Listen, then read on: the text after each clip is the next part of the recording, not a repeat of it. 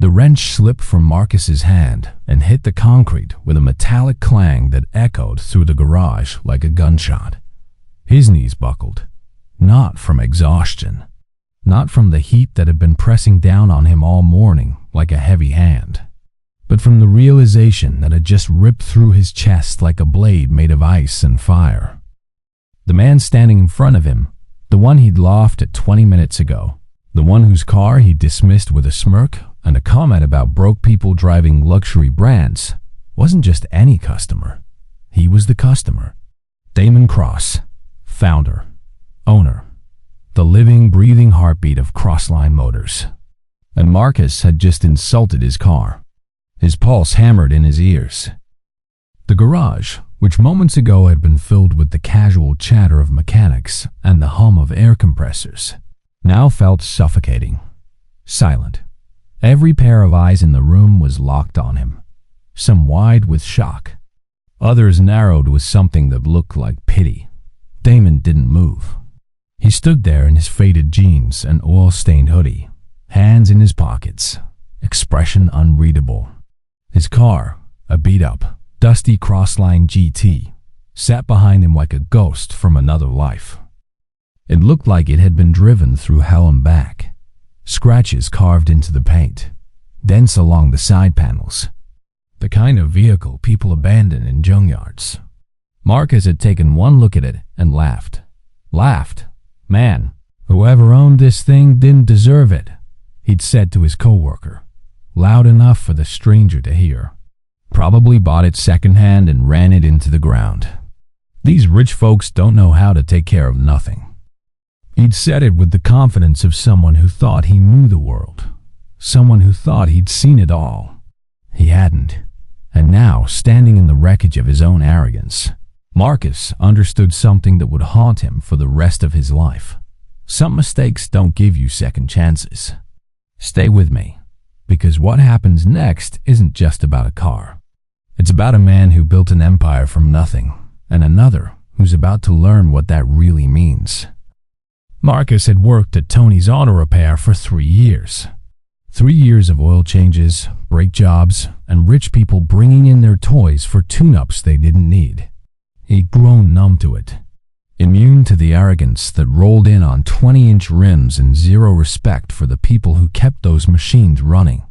He'd learned to survive by building walls. Thick ones. Walls made of sarcasm, judgment, and the kind of cynicism that keeps you from feeling too much when the world keeps reminding you that you're on the outside looking in. But this was different. Damon Cross wasn't just rich. He wasn't just successful. He was legendary. A black man who'd clawed his way out of poverty, built a car company from scratch, and turned it into one of the most respected brands in the world. CrossLine Motors wasn't just about luxury. It was about legacy. About proving that excellence didn't belong to one race, one class, one kind of person. And Marcus had spit on that legacy without even realizing it. "Mr. Cross," Tony stammered, stepping forward with his hands raised like he was approaching a wild animal. I had no idea you were coming in today. You would have what?" Damon's voice was quiet, calm, but it carried weight. The kind of weight that makes grown men shrink. "Treated me different? Rolled out the red carpet?" Tony's mouth opened, closed, opened again. No words came out. Damon turned his gaze to Marcus. "What's your name?" Marcus's throat felt like sandpaper. "Marcus, sir. Marcus." Damon let the name sit in the air for a moment. "You said something about rich folks not knowing how to take care of things. It wasn't a question. It was a fact. A fact Marcus had thrown into the universe with all the confidence of someone who thought he was untouchable. Marcus started, but the words died in his mouth. What was he supposed to say? Sorry felt too small, too hollow. Damon stepped closer. Not aggressive, just present. "You see that car?" He gestured toward the GT. "I bought that car 15 years ago. Before CrossLine was CrossLine. Before I had money. Before I had a name. I drove that car to every meeting, every pitch, every rejection. It was the only thing I had that made me feel like maybe I could be more than what the world told me I was. Marcus felt something twist in his chest. Shame, hot and sharp. I didn't take care of it because I didn't have time, Damon continued. I was too busy building something. Too busy proving people wrong. Too busy trying to survive. He paused. But I kept it. Because that car reminds me of where I came from. And who I am. The garage was silent. Even the air compressor seemed to hold its breath. You looked at that car and saw trash, Damon said. I look at it and see a war I won. Marcus wanted to disappear. To melt into the concrete and never exist again. But Damon wasn't done. You know what the difference is between you and me? Damon asked. Marcus shook his head. I didn't let people's opinions of me define what I could become. Damon's eyes were sharp, unforgiving. But you? You're so busy judging everyone else that you can't see your own potential. The words hit like a freight train. Marcus's legs felt weak. His hands trembled. I came here because I wanted to see if the people working on CrossLine vehicles actually understood what they represented, Damon said. Guess I got my answer. He turned toward the door. Wait, Marcus's voice cracked. Please. Damon stopped. Didn't turn around. Marcus struggled to find the words. I was wrong. I'm sorry. I didn't. You didn't what? Damon's voice cut through the air like a whip. You didn't think? You didn't care? Or you didn't think I'd hear you? Marcus's chest tightened. All of it. Damon finally turned. His expression softened, but only slightly. You want to know the truth, Marcus? The world is full of people like you. People who judge before they listen. Who assume before they ask. And that's why most people stay exactly where they are. He walked back toward Marcus. Slowly. Deliberately. But here's the thing, Damon said. I didn't stay where I was. And if you're smart, if you're willing, you won't either. Marcus blinked. What do you mean? Damon pulled a business card from his pocket. Plain, black, gold lettering. He handed it to Marcus. I'm hosting a training program next month, Damon said. For mechanics, engineers, people who want to build, not just fix. You show up, you work your ass off, and maybe you'll learn what it really means to respect something. Marcus stared at the card. His hand shook. Why? He whispered. Why would you give me a chance after what I said? Damon's eyes softened, just a fraction, because someone gave me one. And I'm not about to let your ignorance stop me from doing what I do best, which is turning potential into power. Marcus felt something break inside him. Not in a bad way. In the way that lets light in. Don't waste it, Damon said. Then he turned and walked out the door. The garage stayed silent for a long time after he left. Marcus looked down at the card in his hand. His chest felt tight. His eyes burned. And for the first time in 3 years, he felt something he'd forgotten how to feel. Hope. Marcus didn't sleep that night. He lay in his cramped apartment, staring at the ceiling, replaying the encounter over and over in his mind like a movie he couldn't turn off. Every word Damon had said echoed in his skull. Every look, every pause. You're so busy judging everyone else that you can't see your own potential. He wanted to argue with it, to tell himself Damon didn't know him, didn't know his life, didn't know the things Marcus had survived just to make it to this point. But the truth was harder to swallow. Damon was right. Marcus had spent years building walls. Thick ones. Walls made of bitterness and resentment, and the kind of anger that comes from watching the world hand opportunities to people who didn't deserve them while you scraped by on minimum wage and broken promises. He told himself it was protection, that if he didn't care, he couldn't get hurt. But somewhere along the way, he'd stopped caring about everything, including himself. The business card sat on his nightstand. He picked it up, turned it over in his hands. The gold lettering caught the light from the street lamp outside his window. CrossLine Motors, Advanced Mechanics Training Program, below it, a date, a time, an address. Marcus's chest tightened. Part of him wanted to throw the card away, to convince himself it was a pity offer. The Damon felt sorry for him, and this was just some rich man's way of easing his conscience.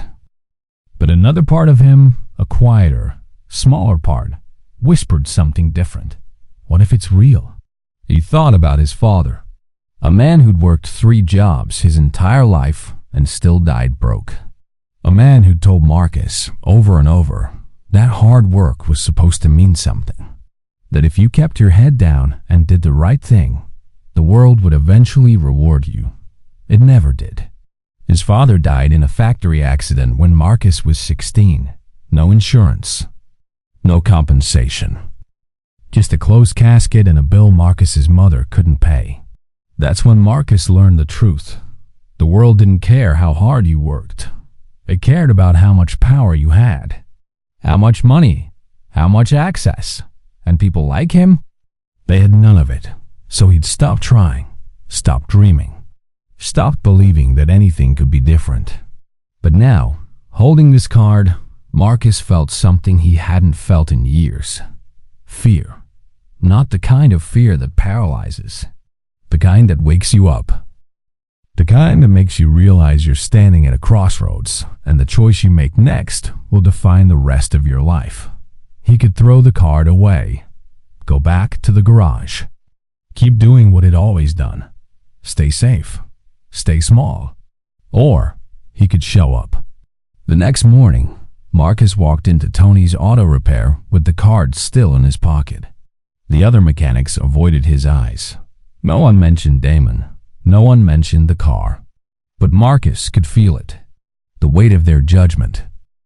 The quiet disappointment. Tony called him into the office around noon. "Sit," Tony said, gesturing to the chair across from his desk. Marcus sat, his stomach twisted. Tony leaned back in his chair, fingers steepled under his chin. "That was Damon Cross yesterday." "I know. Do you?" Tony's eyes narrowed. "Do you have any idea how bad you made me look? How bad you made this place look?" Marcus's jaw tightened. "I apologized. To him, maybe. But what about me? What about the business I've spent 20 years building?" The words stung, but Marcus didn't flinch. "What do you want me to say, Tony?" "I want you to understand that actions have consequences." Tony leaned forward. "CrossLine Motors is one of the biggest clients we have. If Damon decides to pull his business because of what you've said, he won't." Tony blinked. "How do you know?" "Because he gave me this." Marcus pulled out the card and placed it on the desk. Tony stared at it. His expression shifted.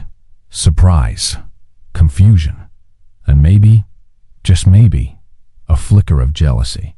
"He invited you to his program?" "Yeah." "Why?" Marcus shrugged. "Said he sees potential."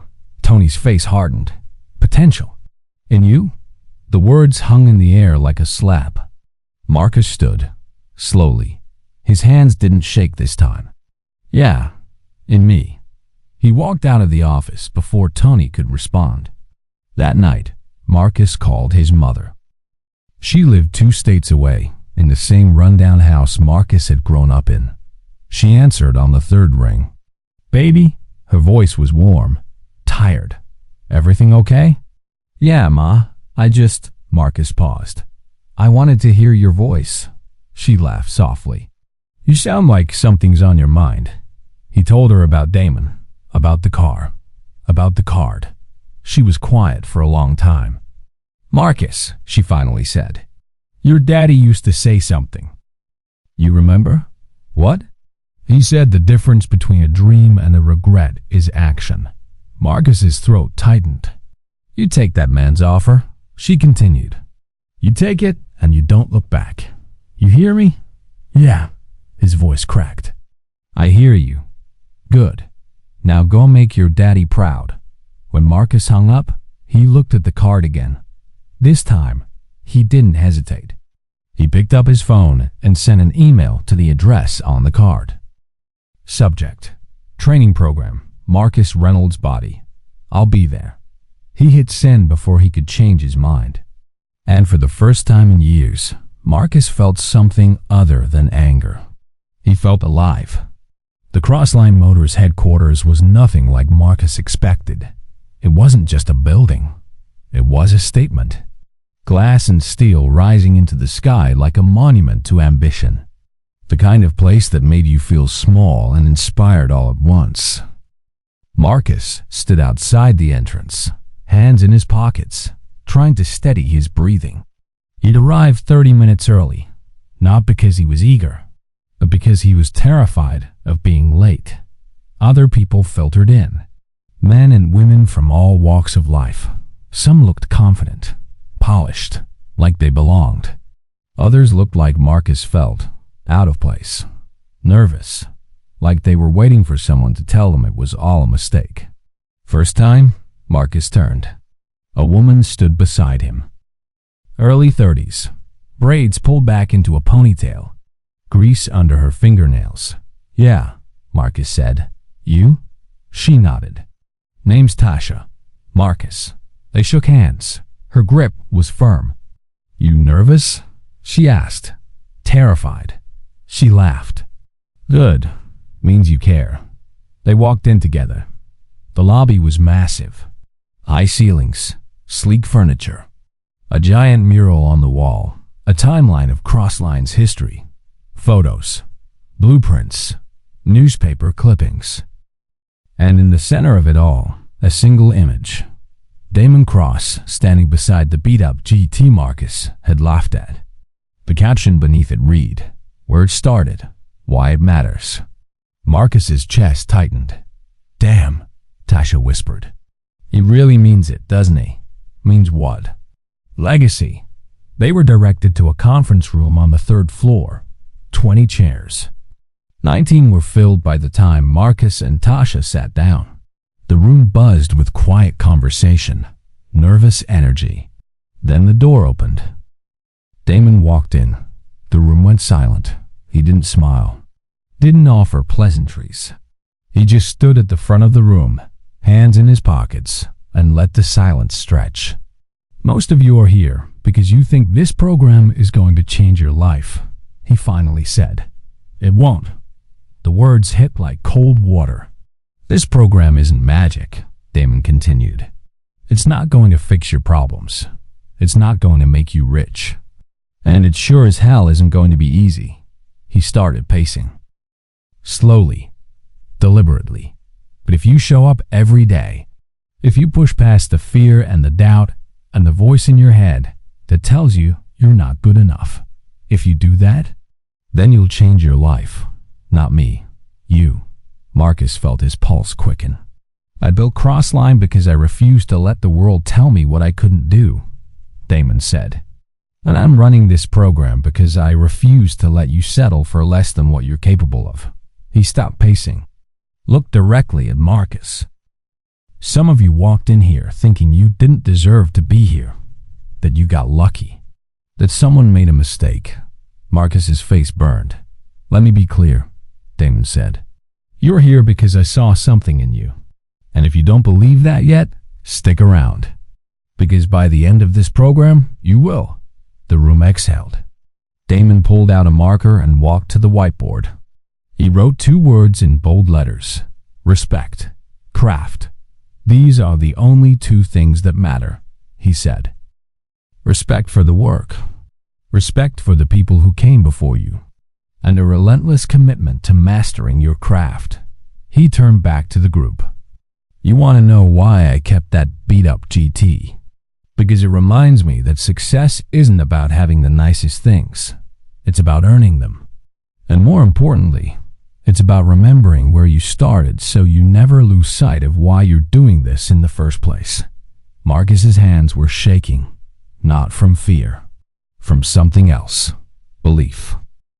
For the first time in his life, Marcus believed that maybe, just maybe, he was capable of more than surviving.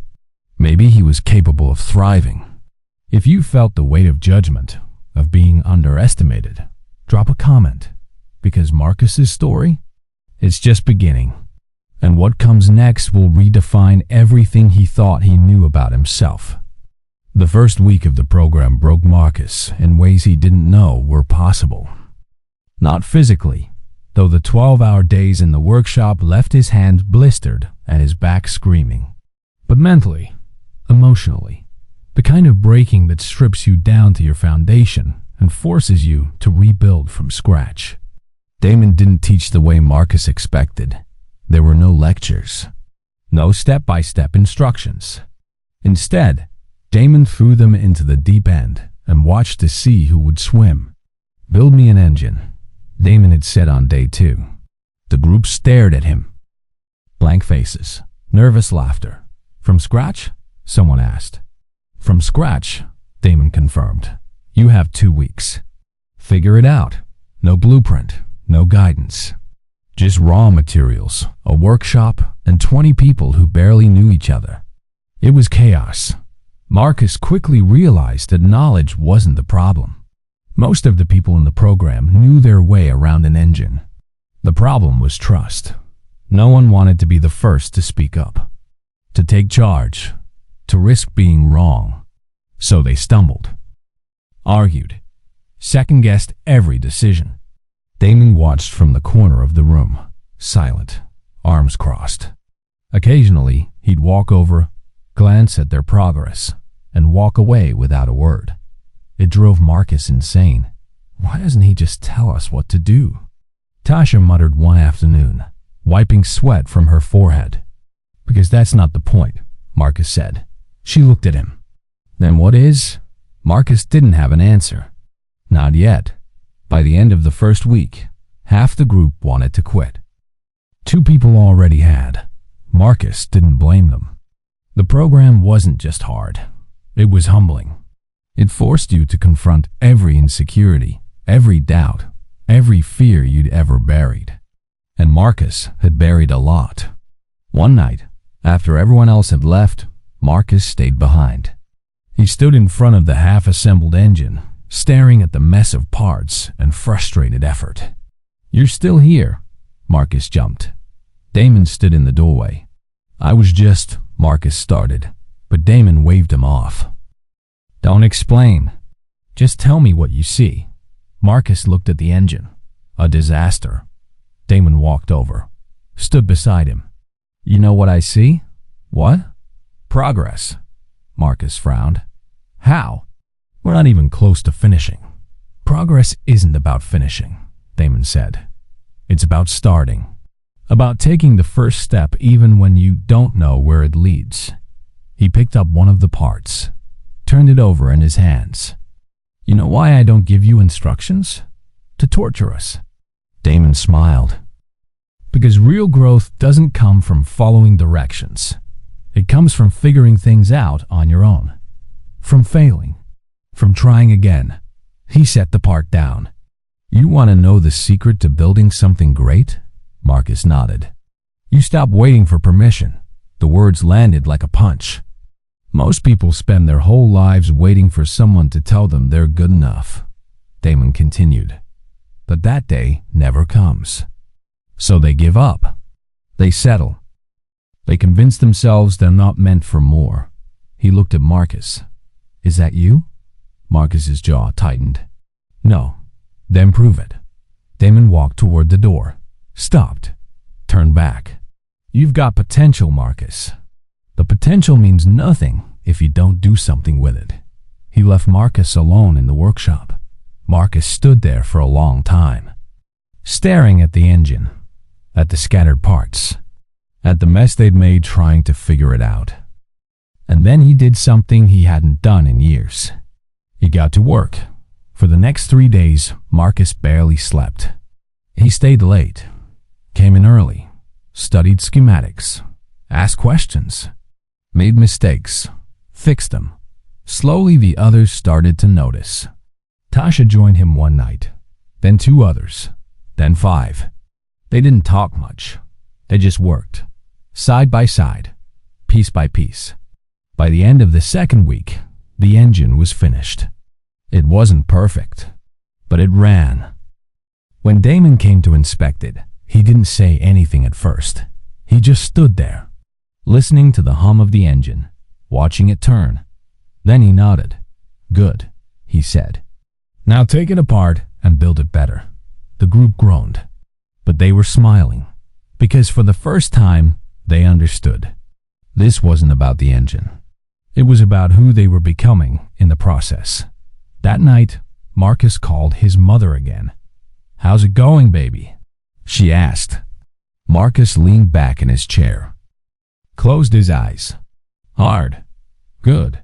That means you're growing." He smiled. "You sound like him." "Who?" "Damon." She laughed. "Then he must be a smart man." "He is." Marcus paused. "Ma? Yeah? I think I'm starting to believe it." "Believe what?" "That I can do this. That I'm not just surviving." His mother was quiet for a moment. When she spoke, her voice was thick with emotion. "Your daddy would be so proud of you, Marcus. So proud." Tears burned behind Marcus's eyes. "I hope so." "I know so." When they hung up, Marcus sat in the silence for a long time. And for the first time in his life, he didn't feel small. He felt capable. The third week of the program introduced something Marcus wasn't prepared for: one-on-one sessions with Damon. Each participant was given 30 minutes. No agenda, no script, just a conversation. Marcus's turn came on a Wednesday afternoon. He walked into Damon's office with his stomach in knots, unsure of what to expect. The office was surprisingly simple. No luxury, no excess. Just a desk, 2 chairs, and floor-to-ceiling windows overlooking the city. Damon gestured to the chair across from him. "Sit," Marcus said. His palms were sweating. "Relax," Damon said. "This isn't an interrogation." "Then what is it?" "A check-in." Damon leaned back. "How are you doing?" "Really?" Marcus hesitated. The question felt too open, too vulnerable. "In managing." Damon raised an eyebrow. "Managing? That's the word you're going with?" "I don't know what else to say. Try the truth." Marcus's jaw tightened. He looked out the window, at the city sprawling below them. "I'm scared." "Of what?" "Failing. Wasting your time. Proving everyone right who said I wasn't good enough." Damon nodded slowly. "You know what fear is?" Marcus shook his head. "It's your brain's way of protecting you from something it doesn't understand." Damon leaned forward. "The problem is, most people let fear run their lives. They stay in jobs they hate, relationships that drain them, situations that kill their spirit, all because they're too afraid to step into the unknown." He paused. "But you're here, which means you've already done the hardest part, which is showing up." Marcus felt something shift in his chest. "You want to know why I picked you?" Damon asked. "Every day," Damon smiled. "Because when I looked at you that day in the garage, I didn't just see anger. I saw hunger. The kind of hunger that comes from wanting more but not knowing how to get it." He stood, walked to the window. "I had that same hunger when I started. And I'll tell you what someone told me.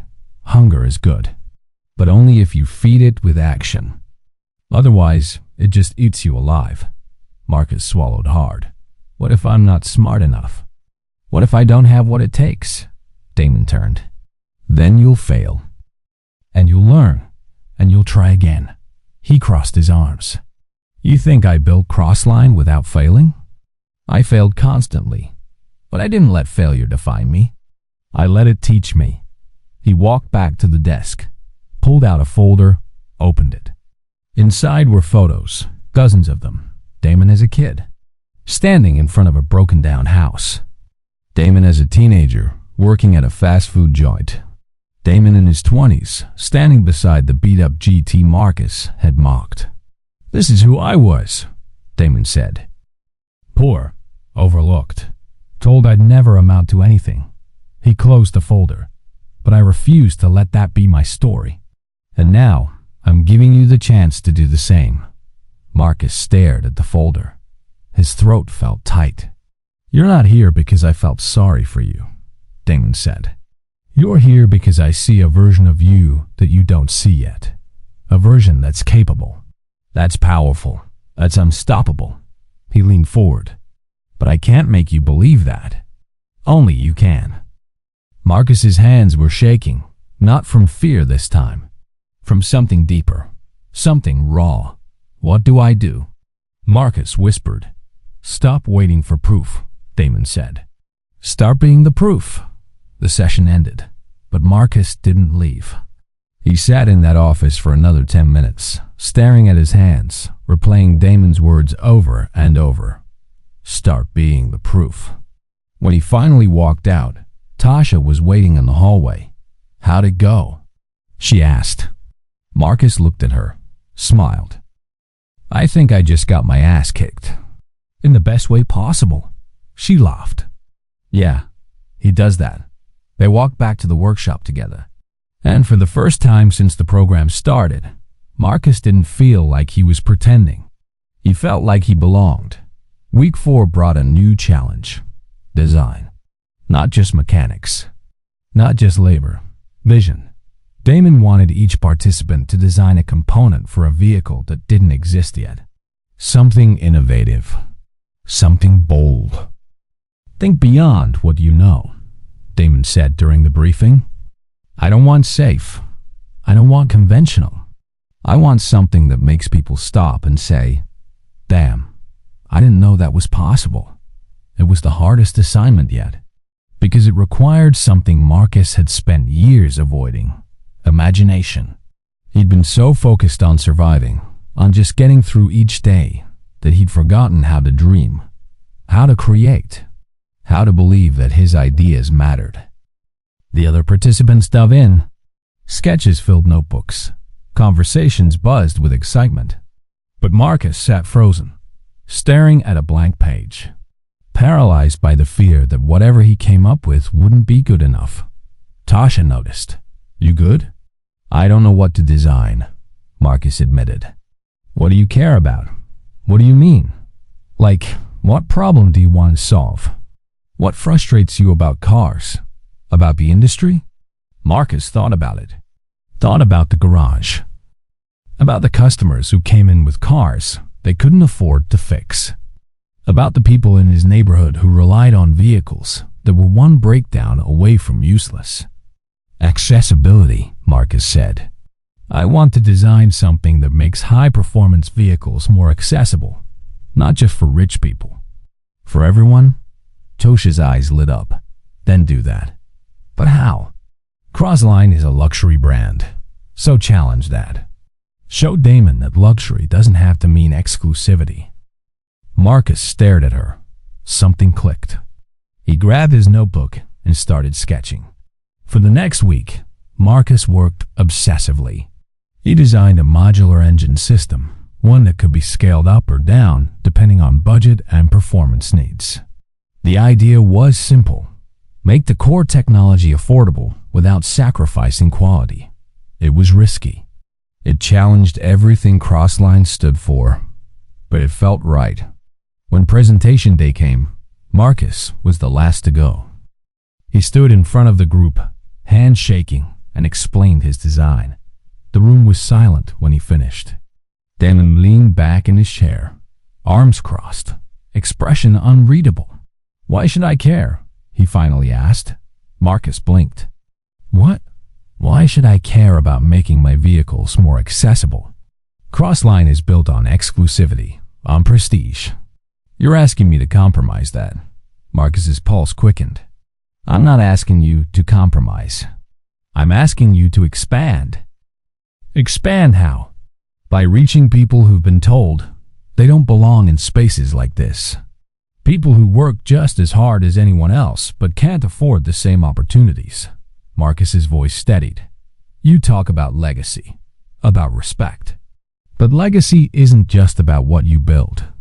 It's about who gets to access it. The room was silent.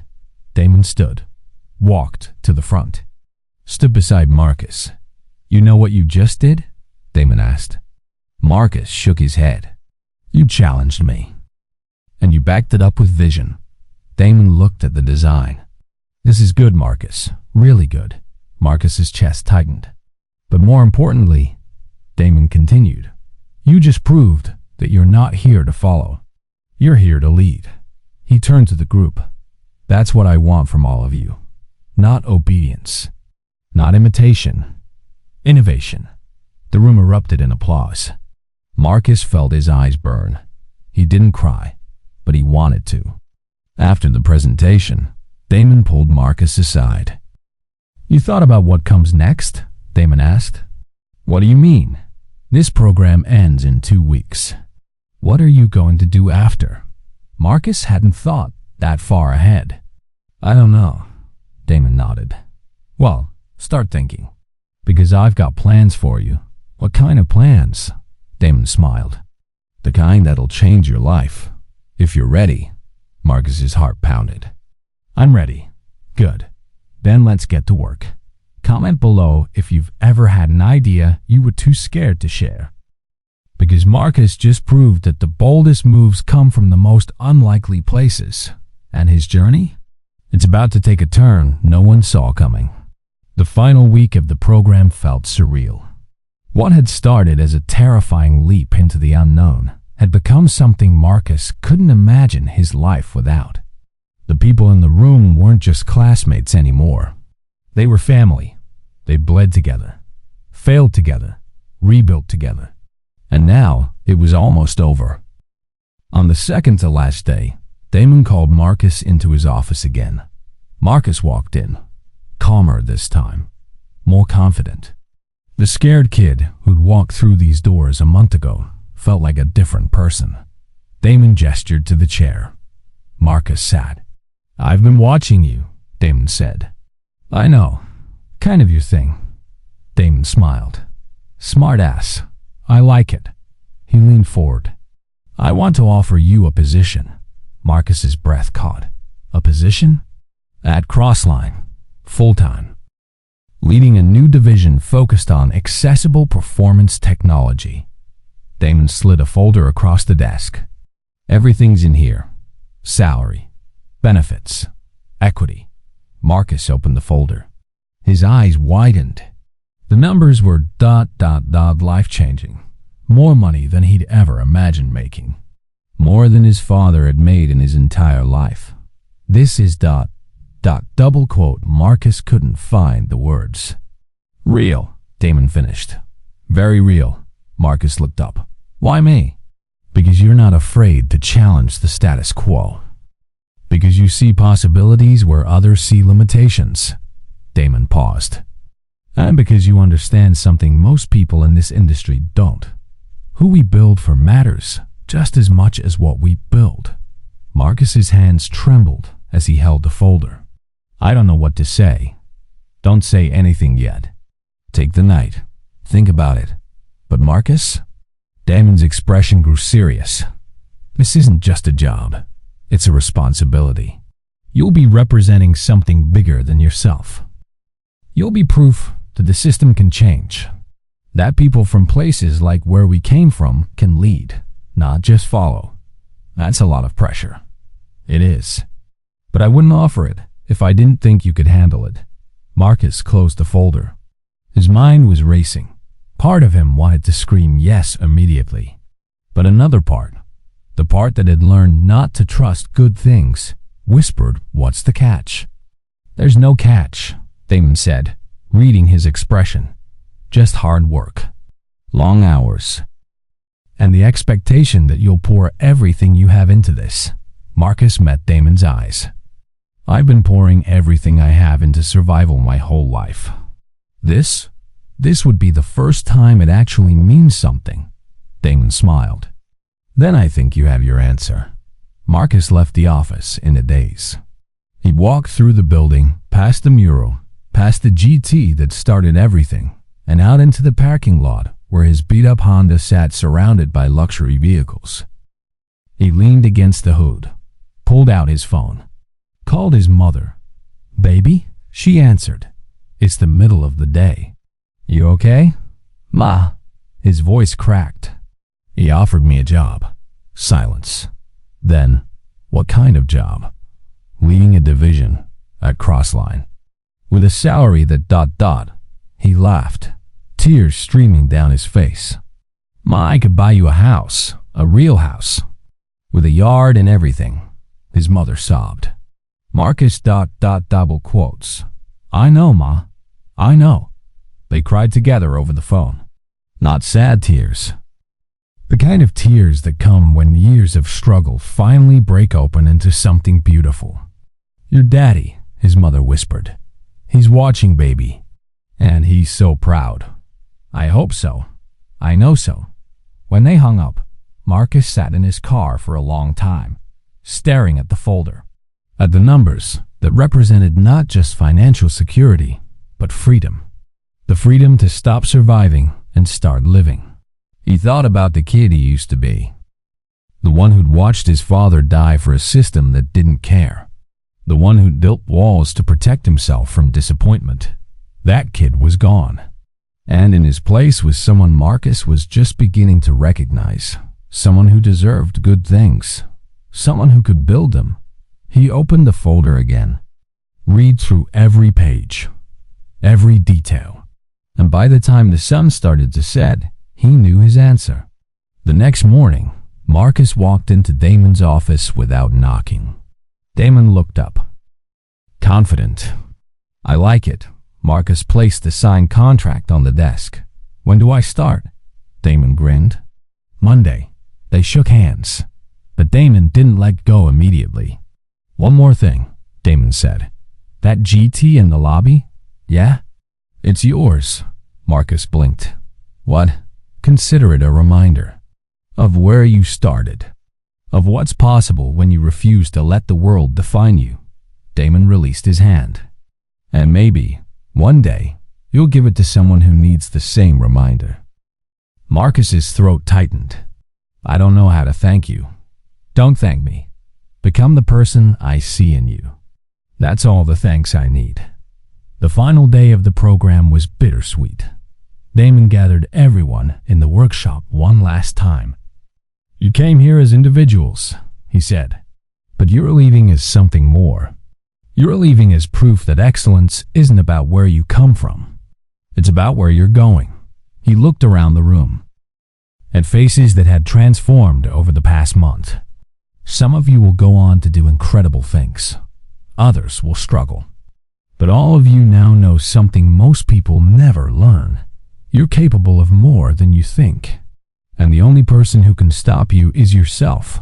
The group stood, applauded. Some cried. Others laughed. But everyone felt it. The weight of transformation. When it was over, Tasha hugged Marcus tight. You better not forget us when you're running this place. Marcus laughed. Never. I'm serious. You're going to do incredible things, Marcus. I can feel it. So are you. She pulled back, smiled. Yeah, we are. That night, Marcus drove the GT home. It felt surreal, sitting in the same car he'd mocked just weeks ago. The car that had changed everything. He pulled up to his apartment, sat in the driver's seat, ran his hands over the steering wheel, and he made himself a promise. He would never forget this feeling. The feeling of being given a second chance. The feeling of proving everyone wrong, including himself. He would build something that mattered, not just for him, but for every kid who'd been told they weren't good enough. For every person who'd been overlooked, underestimated, dismissed. He would build a legacy. Monday morning came faster than Marcus expected. He stood in front of his bathroom mirror, adjusting his tie for the 5th time. It was a simple black tie against a crisp white shirt. Nothing flashy, but it felt like armor. Like a declaration. I belong here. He grabbed the keys to the GT, drove through his neighborhood, past a corner store where he used to buy lottery tickets, dreaming of a break that never came. Past the bus stop where he'd waited in the rain countless mornings, headed to a job that paid him just enough to survive, but never enough to live. Everything looked the same. But he was different. When he pulled into the CrossLine parking lot, his heart hammered in his chest. He parked the GT in a spot marked Reserved M. Reynolds, his name, in gold letters. He sat there for a moment, just breathing, letting it sink in. This is real. He walked into the building. The receptionist smiled. "Good morning, Mr. Reynolds." "Mr. Reynolds, not Marcus." "Not. Hey you, Mr. Reynolds." "Morning," he managed. She handed him a badge. "Welcome to CrossLine." He clipped it to his shirt, felt its weight, and walked toward the elevator. His office was on the 6th floor. Not huge, but it had a window, a desk, his name on the door. Inside, there was a note on the desk. "Make it count." Marcus smiled, sat down in his chair, looked out at the city, and for the first time in his life, he didn't feel like he was on the outside looking in. He was inside, and he was just getting started. The first month was a blur. Marcus met with engineers, designers, suppliers. He learned the language of corporate strategy, budget allocations, production timelines. It was overwhelming, but every time he felt like he was drowning, he'd remember Damon's words. "You're not here to follow. You're here to lead." And so he led. He assembled a team, young, hungry, diverse, people who understood what it meant to fight for a seat at the table. Together, they began developing the modular engine system Marcus had designed during the program. They called it the Catalyst Project. The goal was simple but audacious. Create a CrossLine vehicle that performed like a luxury sports car but was accessible to middle-class buyers, not by cutting corners, but by rethinking the entire production model. It was risky, expensive, and half the executive board thought it was a terrible idea. But Damon backed Marcus, publicly, loudly. "This is the future," Damon told the board during a heated meeting Marcus attended. "Not just for CrossLine, for the entire industry. And if we don't do it, someone else will." The board approved a pilot budget, not the full amount Marcus wanted, but enough to prove the concept. It was a start. 3 months in, Marcus was sitting in his office late one night when his phone rang. Unknown number. "Hello? Marcus Reynolds?" The voice was unfamiliar, professional. "Yeah, who's this?" "My name is David Chun. I'm a reporter with Automotive Innovations magazine. I'm doing a piece on emerging leaders in the industry, and your name keeps coming up." Marcus's stomach flipped. "I don't know if I'm the right person." "You're the perfect person," David interrupted. "Young, black, leading a project that could reshape how luxury brands think about accessibility. That's a story people need to hear." Marcus hesitated. "Can I think about it?" "Of course, but Marcus, the world needs to know who you are, what you're building. Don't hide from that." When they hung up, Marcus sat in the dark for a long time. Part of him wanted to say no, to stay in the background, to avoid the spotlight.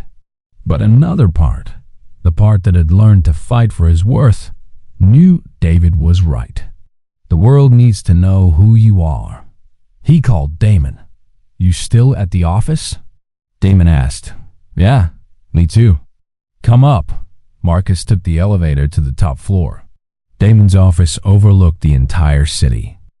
He was standing by the window, hands in his pockets, staring at the skyline. "What's on your mind?" Damon asked without turning around. Marcus told him about the interview request. Damon nodded slowly. "What's holding you back?" "Fear, I guess. Of saying the wrong thing. Of people thinking I don't deserve this." Damon turned.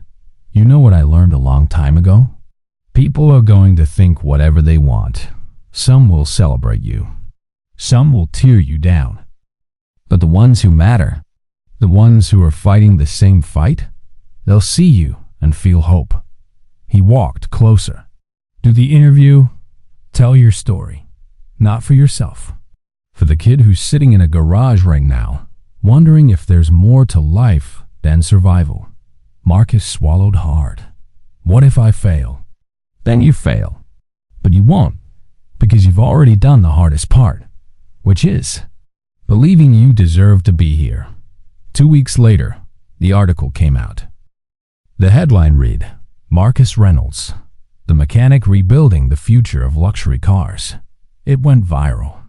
Messages flooded in, from young mechanics, from people who'd grown up like Marcus, from strangers who said his story made them believe in themselves again. One message stood out. It was from a 17-year-old kid in Detroit. I saw your story. I didn't think people like us could do things like this, but now I do. Thank you. Marcus read it 3 times. And when he finally closed his laptop, he wasn't thinking about success or recognition or any of that. He was thinking about the kid in Detroit, and every kid like him. This is why I'm here. Not for himself, for them. Success, Marcus learned, came with a shadow. The more visible he became, the more people wanted to see him fail. Not everyone, but enough. Enough to make him feel the weight of expectation every time he walked into a room. 6 months into the Catalyst project, they hit a wall. A critical component in the modular engine system was failing stress tests, over and over. No matter what adjustments they made, it wouldn't hold under high-performance conditions. Marcus's team was exhausted, frustrated, morale was tanking, and the board was losing patience. We need results, Marcus, one of the executives said during a progress meeting. Not promises, results. Marcus sat at the conference table, jaw tight, hands clenched under the table. We're close. Close doesn't cut it. We've invested millions into this project. If you can't deliver, he'll deliver, Damon interrupted. His voice was calm but sharp. Give him time. The executive scoffed. Time? We've given him half a year, and he's accomplished more in 6 months than most people do in 6 years. Damon leaned forward. You want to pull the plug? Fine, but don't act like Marcus hasn't earned every opportunity we've given him. The room fell silent. The executive backed down. But Marcus could feel it. The clock was ticking. That night, Marcus stayed at the office until 2 a.m., poring over data, running simulations, searching for the variable they'd missed. His eyes burned, his head pounded, but he couldn't stop. You're still here? Marcus looked up. Tasha stood in the doorway, holding 2 cups of coffee. What are you doing here? Marcus asked. Same thing you are. Trying to figure this out. She handed him a cup. Sat down beside him. We're gonna fix this, Marcus. What if we don't? Then we fail, together, and we start over. Marcus looked at her. You really believe that? I believe in you. She pointed at the screen. Now show me what you've got. They worked through the night. At 4 a.m., Tasha noticed something in the thermal distribution model, a pattern they'd overlooked. Wait, she said. What if we're approaching this wrong? What if the issue isn't the component itself, but how it's interacting with the cooling system? Marcus's eyes widened. Run it again. They ran the simulation. This time, the numbers held. Holy shit, Marcus whispered. Tasha grinned. We did it. Marcus stood. Pulled her into a hug. No, you did it. We're a team, Marcus. Don't forget that. The next day, they presented the solution to the board. The component passed every test. The project was back on track. Damon didn't say anything during the presentation, but when it was over, he caught Marcus's eye and nodded. Well done. 3 months later, the first Catalyst prototype was complete. It was beautiful, sleek, powerful, and most importantly, it worked. Damon scheduled a private test drive, just him and Marcus. They drove through the mountains outside the city. The car handled like a dream, smooth, responsive, fast. Damon pushed it hard, testing its limits. When they finally pulled over at a lookout point, he turned off the engine and sat back. You did it, Damon said. Marcus exhaled. We did it. No, You did it. This was your vision. Your fight. Damon looked at him. How does it feel? Marcus stared out at the mountains, at the sky stretching endlessly above them. Like, I finally proved something, not to anyone else. To myself. Damon smiled. That's the only person who matters. They sat in silence for a while. Then Damon spoke again. You know what's next, right? What? The world. This car is going to change everything. And you're going to be at the center of it. Marcus felt a surge of fear and excitement. I don't know if I'm ready. You are. Because you've already done the hardest part, which is becoming the person who could build this. The Catalyst launched 6 months later. The response was overwhelming. Critics called it a masterpiece. Buyers called it a revelation. The automotive world called it the future. Orders flooded in. Production ramped up. CrossLine stock soared. And Marcus? Marcus became a name people knew, a face people recognized, a story people told. But the thing that mattered most to him wasn't the recognition. It was the messages. Thousands of them. From people who said the Catalyst made them believe they could own something extraordinary. From young engineers who said Marcus inspired them to chase impossible dreams. One message came from the kid in Detroit, the 17-year-old who'd reached out a year ago. I got accepted into engineering school. Because of you, I believed I could do it. Thank you for showing me what's possible. Marcus saved that message, printed it, framed it, hung it in his office. Because that was the legacy he wanted to build. Not just cars, hope. If Marcus's journey has inspired you to take a risk, to chase something you've been too afraid to try, hit that follow button. Because this story isn't over yet. And what comes next will prove that the biggest transformations start with one decision: to believe you deserve more. 2 years after the Catalyst launch, Marcus found himself standing in a place he never thought he'd return to: Tony's Auto Repair. The building looked smaller than he remembered, older. The paint was chipped. The sign flickered, but it was still there, still standing. Marcus had driven past it 100 times since starting at CrossLine, but he'd never stopped. Part of him didn't want to face the memories, the bitterness, the shame, but today was different. He parked the GT, the same one Damon had given him, and walked inside. The garage smelled the same: oil, metal, sweat. A few mechanics glanced up. One of them recognized him. Holy shit, Marcus? Marcus smiled. Hey, Jimmy. Word spread fast. Within minutes, half the garage had gathered around. Some shook his hand. Others just stared, like they were seeing a ghost. Tony emerged from the back office. He looked older, too. More tired. But his eyes still had that hardness Marcus remembered. Marcus, Tony said. Not warm. Not cold. Just ... acknowledging. Tony. They stood there for a moment. The weight of history between them. What are you doing here? Tony finally asked. I wanted to talk, if you have a minute. Tony hesitated, then nodded. All right. Come on back. They sat in the same office where Tony had once berated Marcus for embarrassing him in front of Damon Cross. Same office where Marcus had walked out, unsure if he'd ever amount to anything. You've done well for yourself, Tony said, leaning back in his chair. I've seen the articles. The car. The whole thing. Thanks. So what brings you back? Nostalgia? Marcus shook his head. I came to offer you something. Tony raised an eyebrow. What? A partnership. CrossLine is expanding our service network. We're looking for independent garages to become certified Catalyst service centers. Marcus pulled out a folder, slid it across the desk. I want this shop to be one of them. Tony stared at the folder like it might explode. Why? Because this place taught me everything I know about cars. And because I think you deserve a shot at something bigger. Tony opened the folder. His eyes widened as he read through the terms.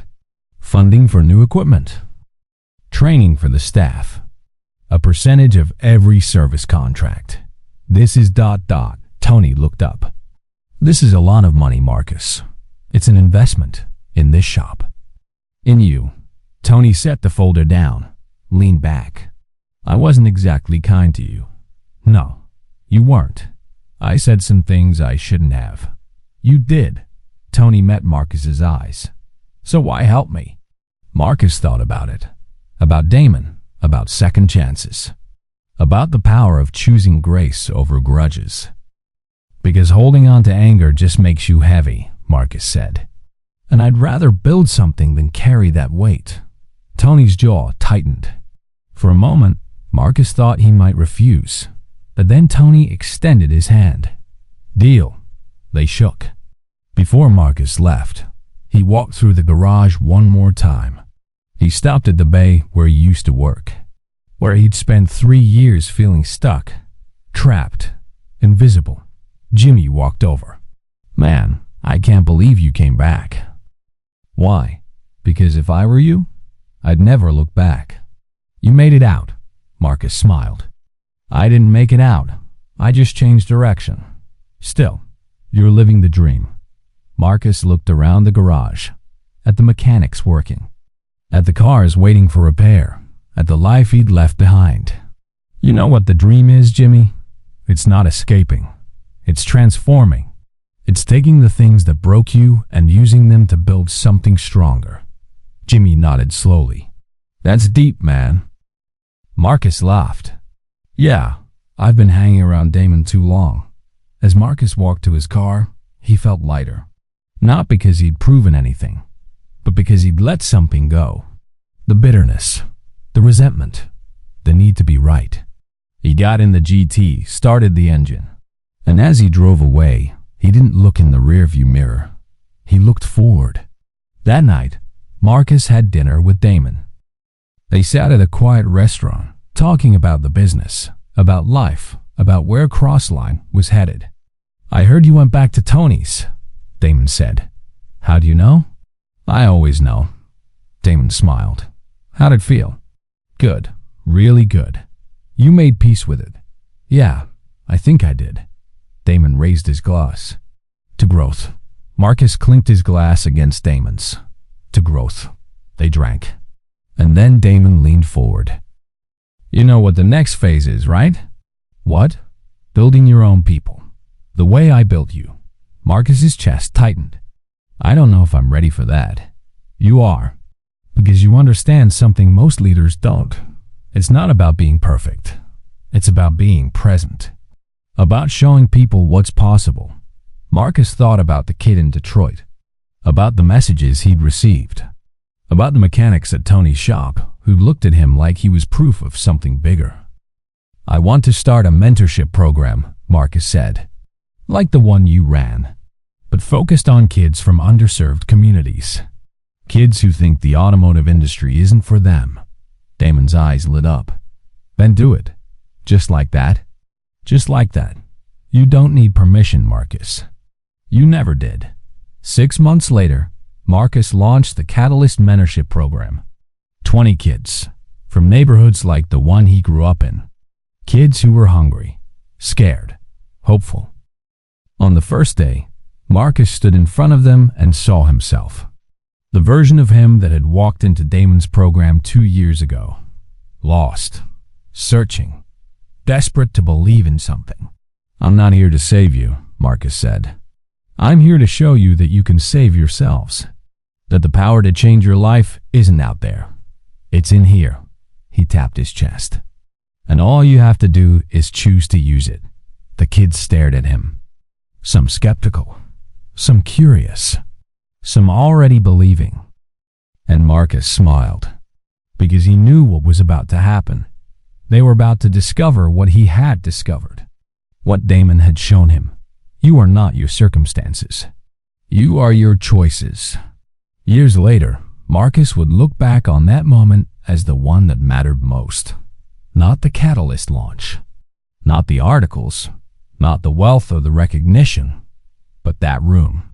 those kids, and the realization that his story wasn't just about him. It was about every person who'd been told they weren't enough, every person who'd been overlooked, every person who'd fought their way out of the dark and into the light. And it was about proving that one person's belief can change everything. If this story moved you, if Marcus's journey reminded you that transformation is possible, subscribe and share this with someone who needs to hear it. Because stories like this don't just entertain, they ignite. And maybe, just maybe, you're one decision away from writing your own.